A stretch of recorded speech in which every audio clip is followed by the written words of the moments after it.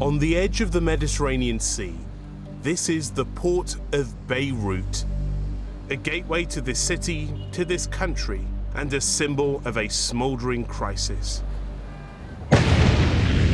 What started with a fire spread and ignited one of the largest non-nuclear explosions ever.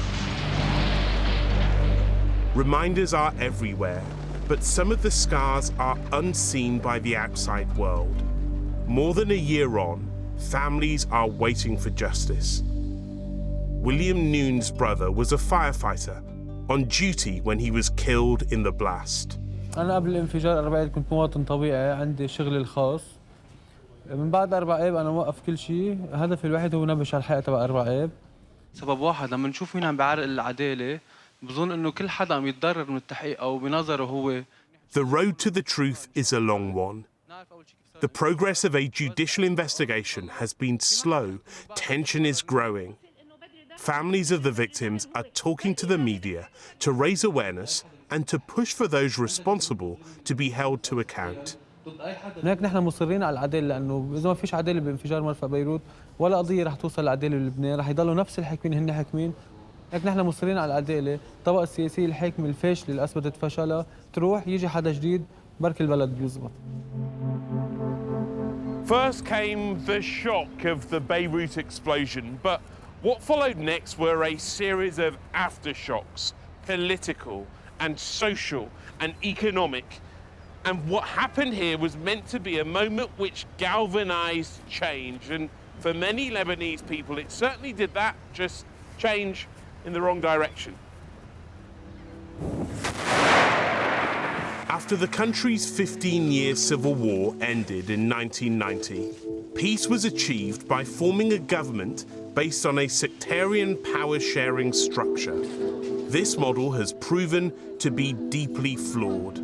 Today's crisis was already building before the blast, but since then the country has slumped further, its economy in tatters. The poverty rate has nearly doubled from 42% in 2019 to 82% in 2021, a dramatic collapse in living standards for a country once famed for its capital, being fated as the Paris of the Middle East. Marwan Issa is a social political researcher based in Beirut.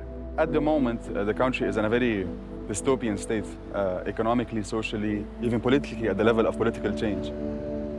What do you think is the single biggest problem? If I want to really be brief about it, I can say 3 major issues, and it's the control by the militias, the mafias, and the banking sector. So this 3-way alliance is the one that is in control of the country, basically. And they work together, obviously, to make sure that their needs are met, and while the majority of the population and the rest, away from the political elite, remain in extremely and exponentially increasing worsening situations. There's kind of this misconception that 2 years ago we were doing fine before the revolution and the explosion. But even at that time, things were very bad. And so right now, things are going exponentially worse. We saw for ourselves the impact of the crisis on the electricity grid. 2 years ago, we might have seen lights in the distance. You would have seen a more lively city overall. So I think this is the main thing that has changed over the last 10 years. And yeah. Here we go now. Power outages are a regular occurrence caused by an aging grid run on inefficient gas-guzzling power plants at the mercy of volatile fuel prices. And this lack of power is crippling industry and leading to bread shortages and spoilt food in homes across the city. And even those lucky enough to afford access to a private generator find there is rarely enough fuel available. But access to electricity is not the only problem. As doctors told us, many other things are hard to come by. It's been getting more and more difficult every single day because we have shortage of medication. So every time you prescribe a medication, most probably your patient's gonna call you back and say, I didn't find it in the pharmacy, what else can I take?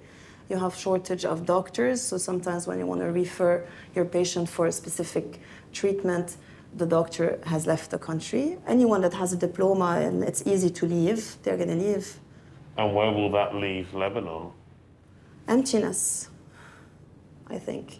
At what point would you decide, I've had enough? First of all, if the security situation gets really bad, because I have kids, I think at some point I will have to say that's enough and move forward. What led us to this situation? I think the politician, the corruption, and now we're looking at the consequences of years and years and years of letting go and not taking care of anything. The feeling that the government's negligence led to the port blast is widely shared. The Prime Minister at the time did step down, but a political vacuum since then has reaffirmed that Lebanon has become all but ungovernable.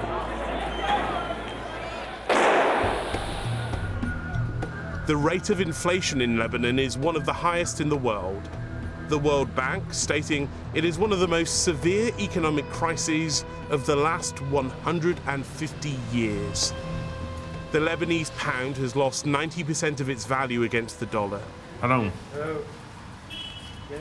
Yeah, 200. At the time I traveled, the nominal exchange rate was $1 to 1,500 Lebanese pounds, but at a local currency exchange in Beirut, I was offered 23,000 Lebanese pounds to the dollar. 4,400,000, 4,500,000, 4,600,000, 4,600,000 pounds here. I am a millionaire in Lebanon many, many times over. Even being a millionaire doesn't mean much here. Inflation has meant the cost of a daily shop has become impossibly expensive for many. I have my shopping. The Nivea, it's for 40. 40,000 From pounds. 1 year, it's been 5,000. So what do customers say when they are here and they see these prices? They get upset. Yeah? Yes. What do they say? No, it's very expensive. It's very, very expensive. It makes people angry. Yes. 414. 450,000 pounds. Thank you. Thank you. Bye. Good to meet you. So there's a lot of fury everywhere, and it's not just aimed at politicians, but even at times at the man or the woman behind the counter selling groceries, because this is not just about politics, it's about personal priorities too.